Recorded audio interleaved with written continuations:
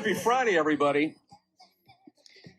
Play close attention to Dolly and whoever else you hear musically here over the next 2 hours, because if you can correctly identify our Happy Friday musical theme, we'll send you to see the Michigan State University Spartans men's hockey team play the University of Michigan at Little Caesars Arena, the duel in the D, which should be a ton of fun. That's coming up February 12th at Little Caesars Arena. That prize worth more than $50. So that should be a lot of fun. And again, happy Friday. We finally got some sunshine. Still pretty chilly out there. Yesterday at this time, the breaking news was a biggie. The fact that the Supreme Court on a 6-3 vote determined that the Biden vaccine or test mandate was not going to stand constitutional muster, that for OSHA it was an overreach, that they didn't have the authority to tell you to take a vaccine. As a result, 84 million, well, you see, it affected 84 million people in the universe if you don't assume that a large number of those people had already been vaccinated. I mean, we're up to what, 65% here in the state of Michigan with at least one. I think it's a little bit more nationally. We're a little bit behind those folks.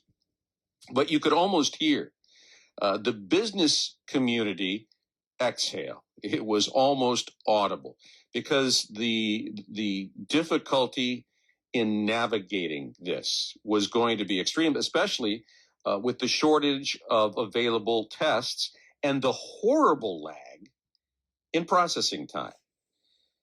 So let's say that you're running, and I talked to a guy that runs a hotel, and he says, look, I've got servers that come in maybe only 2 to 3 days a week. Now, I got to get a clean COVID test on this guy before I let him work that weekend. Exactly when is he going to go get that test? And we are hearing that it takes 7 and 8, and in some cases, one of our coworkers had their significant other had to get tested. I think it took 10, 12 days to get a result back. Now, imagine you're running a business and you're trying to put a team on the field. How the heck are you going to be able to manage your personnel if you can't get a clean test back in a timely manner? And that's what they've been dealing with. We welcome in Wendy Block, who is the Vice President of Business Advocacy for the Michigan Chamber of Commerce and speaks for a lot of these businesses that have more than 100 employees who were relieved at this decision yesterday. Wendy, good afternoon. Good afternoon. So at this point, just give me the lowdown as you're talking to your members. Are they relieved, or are they secretly kind of nervous because they know that they need some vaccination and testing in order to get people back on the job and to keep their absentee numbers low? Yeah, so I would say right now the general sense is some relief. Many Michigan businesses were on edge about this unprecedented attack on employer rights and really just uncertain. And where the nervousness came in is how they would or could implement this sweeping and logistically complicated vaccine mandate.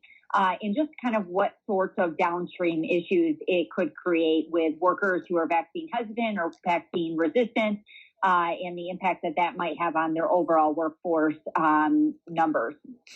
Well, in talking to your former president, Rich Studley, that there was also, I think, some philosophical consternation with this kind of top-down mandate coming from OSHA, and that was seen as onerous in many quarters of the business community. So what comes next?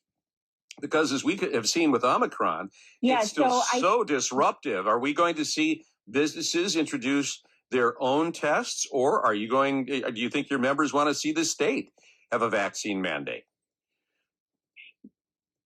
Yeah, so I think a lot of our members who are really concerned about disruptions to their workforce are still looking at seriously moving forward with the vaccine mandate for their workforce. They, of course, now will have the flexibility to decide what that looks like and what those compliance dates are.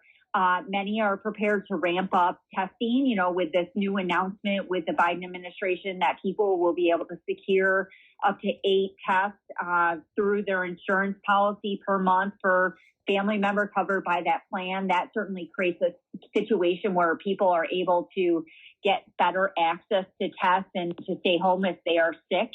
Our members feel very strongly about talking about the benefits of vaccines. Of course, with some, you're going to talk until you're blue in the face. And so, they're also looking again at doubling down on safety protocols, really just making it clear to employees if they're not feeling well, that they want them to stay home. And switching to another, well, it's actually the same subject, and that's the idea of the worker shortage. The Conference Board did a survey, I think, of 900 CEOs nationwide. The top concern among them was the worker shortage. COVID was number 4. I believe inflation was number 2. I mean, it tells you that our concerns have definitely changed in the year 2022. And there's this sense in some other places that the worker shortage could outlast COVID. How concerned, is that pretty much in line with the concerns that your members are expressing in the new year? Yeah, so many businesses have their hair on fire over this issue. COVID is, of course, continuing to cause disruption to the workforce, but just the ability to find workers to work in your shops and businesses is just an ongoing issue. So many workers remain on the sidelines post-pandemic or, kind of ongoing pandemic. But really where we are today, we are hopeful that many workers would reattach to the workforce by now. And of course, there are some fundamental barriers to employability that need to be addressed. But, the state and the nation really need to work strategically to attract those workers back. And inflation is a significant concern as well, just this idea of rising prices for everything and just how disruptive that might be if you're, needing to buy something and turn around and make it into something and the cost of that something. And so that is a significant concern. But I would say the number one thing we're hearing time and time again is just about the fact that people can't find workers. Yeah, we saw the Producers Price Index yesterday, and in terms of, you're right, buying the things that our manufacturers need to make the goods they make, those prices are going up as much as the Consumer Price Index. One of the things they're saying here is this is larger than just benefits or things like that, that what we're seeing with this worker shortage is also the result of a drop in legal immigration due to COVID, early retirements during COVID, and moms leaving the workforce. What kind of policies do we need going forward, or would your members like to see to try to fix those issues so that long-term this isn't a hangover from COVID? Yeah, you're so right in terms of those kind of key areas. We're also seeing just kind of as it relates to those key barriers to employability, this idea of affordable housing, affordable daycare, reliable and affordable transportation. Those are kind of some of your big things that are standing in the way of some employees or some workers potentially reattaching in the workforce. And so we're really focused on those 3 buckets at the Michigan Chamber. But of course, as you mentioned, this is bigger than just those things. Certainly the daycare issue can help reattach moms to the workforce with this She Session. The immigration issue is kind of a whole nother topic.